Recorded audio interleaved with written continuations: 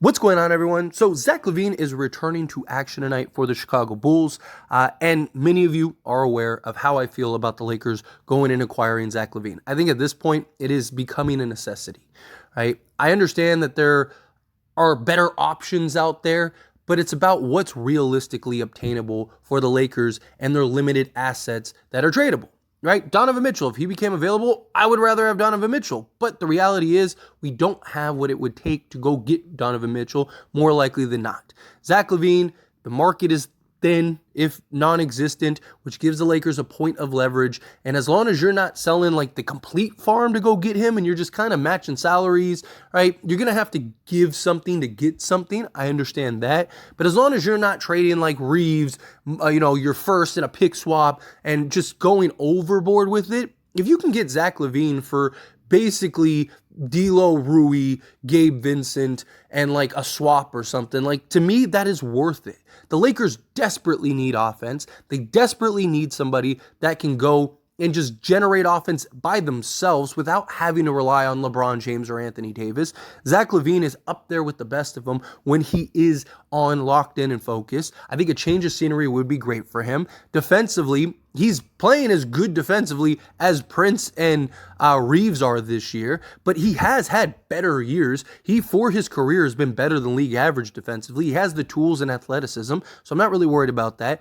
I know some people have concerns about his injury history. He played 77 games last year. He played almost 70 games the year before that. He's played around 60 to 70 games the last 5-6 years. So as long as you're getting him in that 65 range or whatever, then you're fine.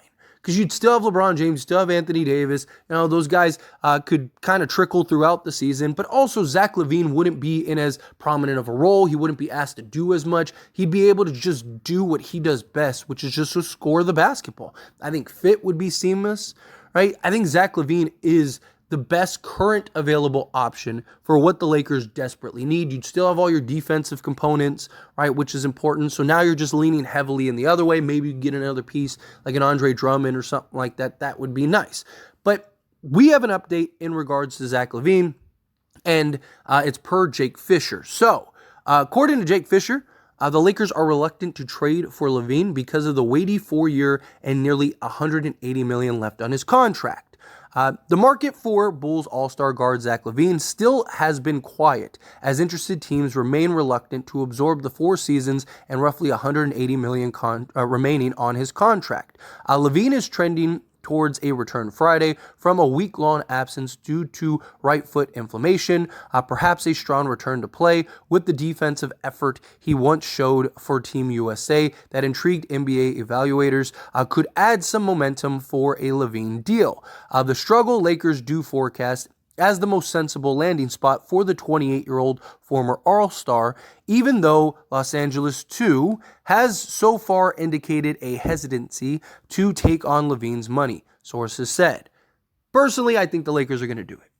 I do. I think push comes to shove, as long as Chicago doesn't just go, hey, no, we're sticking to our guns. We want Austin Reeves. We want this. I think the Lakers, if they just essentially have to match salaries, which there have been reports from the Bulls side of things, right? Because again, whenever you're looking at these reports and stuff, where does the information seem to be coming from, right? Who does this information favor, right?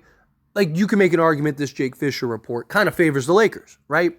There's no one that wants Zach Lavine. The Lakers are hesitant. They don't really want him. So they're trying to put themselves in a position to generate leverage, right? Hey, you don't have any other options. You need to get off of Zach Lavine. You guys have been much better without Zach Lavine. Zach Lavine is kind of redundancy now, especially since Kobe White has came and emerged. So what? You're going to reward him and his great success lately with him coming off the bench, right? You need to unload Lavine. We're a team that's willing to take it, but we're not going to break the bank, right? Things like that. But you see, there's other reports that have came out that Chicago at this point is just essentially desperate to get off of him for a lot of the same reasons I just mentioned, right? Because they know he's having trouble with the front office and the organization. He doesn't like the head coach. Him and DeMar DeRozan had a beef reported last season, right? his fit with this roster is questionable because he does a lot of the same stuff that guys like DeMar DeRozan and now Kobe White do. So it's like, if they had their way, they probably wouldn't even play Zach Lavine. But they have to start playing him to show other teams like, hey, he's healthy, he's good, right? It was just a little hiccup, he's back, and he's good as ever, right? That's what they need to start doing. Otherwise, he'd probably not play a game for Chicago, right? So as long as it's within reason, I think the Lakers get it done, and I think the Lakers should get it done, right? Like, again, like, the question that I see a lot of people with is like, oh, well, what about the depth? What depth? Like, depth is great on paper if it shows up and it performs. It's not performing. At least Zach Lavine, you have no questions of what he can provide on a regular basis. And now he wouldn't be the first or second option. He'd be the third option. Most nights, I think he'll be the second option because I think they're just going to tell him to go off and score, which he'll have plenty of opportunity to do that. Zach Lavine is taking 4 fewer shots than both D'Lo and Rui combined. And Zach Lavine is more efficient and scoring almost as many points. He's scoring like 2 points less than D'Lo and Rui combined on 4 fewer attempts. So if Zach Lavine just got D'Lo, and because Gabe Vincent hasn't played all year. So if you end up trading, I mean, he's played 5 games, but basically hasn't played all year. So if you throw in Gabe Vincent, right, and you basically do that type of deal where it's like D'Lo, Rui, Gabe Vincent, right, and then maybe you throw in like a Jalen Hood-Schifino or something like that, and you get like an Andre Drummond, solves your center problem. You got Zach Lavine, right? Maybe you're throwing in a pick swap. Boom, there you go, win-win.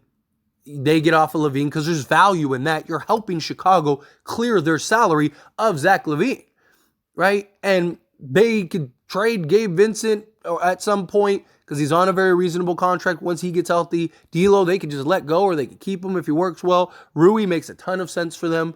Right? They get the more than anything, they get off the contract, which now sets them up for the future, right? If they keep DeMar DeRozan, they can re-sign DeMar DeRozan. If they want to let him go, now you just cleared even more cap space. So now you can kind of retool and revamp and try to, do the next wave of the DeMar, Lonzo, whatever, right?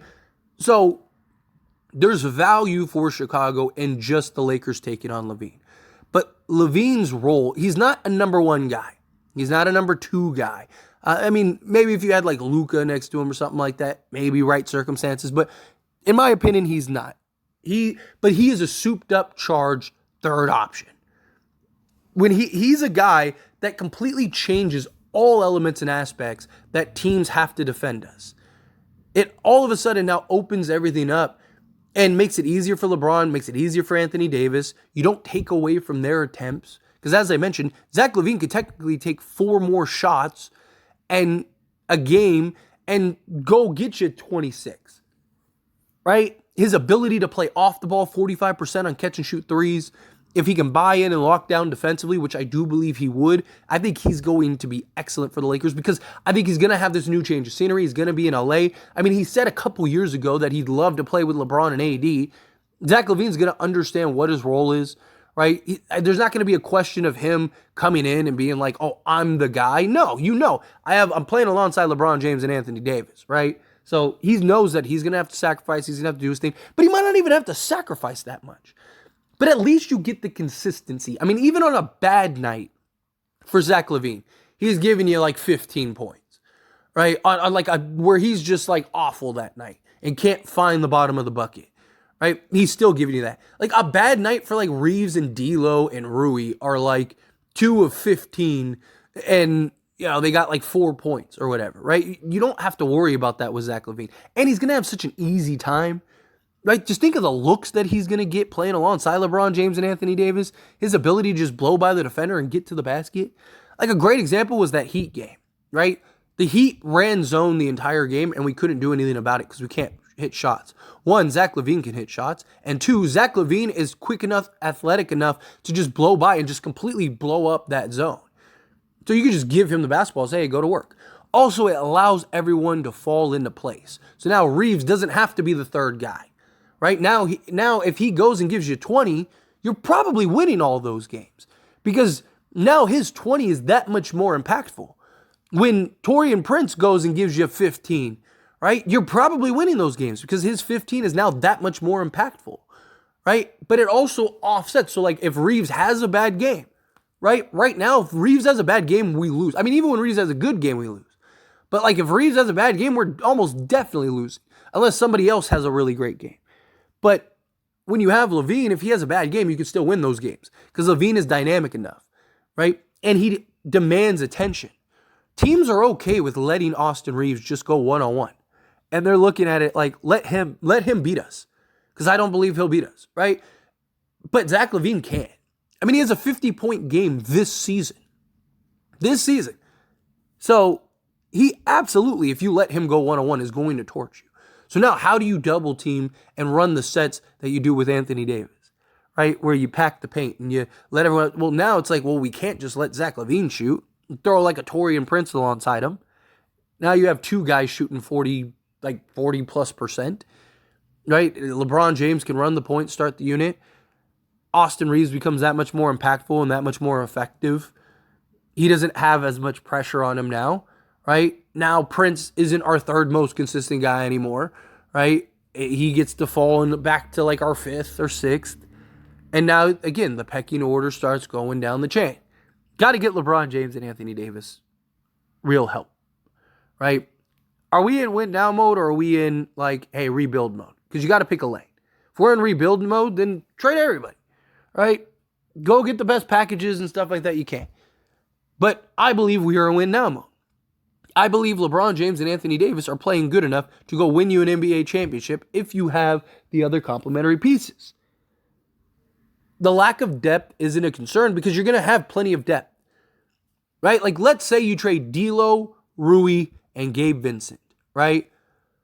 Those three guys, let's say you throw in a Jalen Hood-Schifino, and let's say you get Zach Lavine and Andre Drummond. So there's two. You have LeBron James and Anthony Davis. There's four. Austin Reeves, 5. Still have Torian Prince, 6. Cam Reddish, Jared Vanderbilt, 7 and 8. You'd have Christian Wood. There's 9. I mean, how much depth do you need? Darvin Ham's already struggling with that, right? So you're in a great position. You could go get somebody on the buyout market or whatever. If the Lakers can, you got to get it done. You got to go get Zach Lavine. LeBron James and Anthony Davis need the help. They do. They need the help. These two are playing unbelievable. Anthony Davis is playing the best basketball he's played since the bubble. LeBron James is playing the most efficient he has played since his Heat days. And we can't win basketball games with these two guys playing like 2 top 10 players in the league. It's because the other guys, coaching, the players stepping up, the consistency. Zach Lavine doesn't solve everything. He doesn't. But he solves a good amount. Solves about 70% of those things. You're going to win a lot more games than you're going to lose. You're going to have that guy that can close down the stretch and do big things. Go get Zach Lavine. But anyway, as always, this is a discussion, so I pass a question on you. Let me know your thoughts and opinions down in the comments below. What do you think? Do you agree with me? Disagree with me? Somewhere in between? However you feel, whatever your thoughts are, I'd love to hear it. Let me know down in the comments. That being said, if you haven't liked this video, hit that like button. Helps me out a lot. Lets me enjoy these types of videos, and I truly appreciate it. Not subscribed to the channel, hit that subscribe button. Turn on the bell notifications. Appreciate you all. See you in the next one.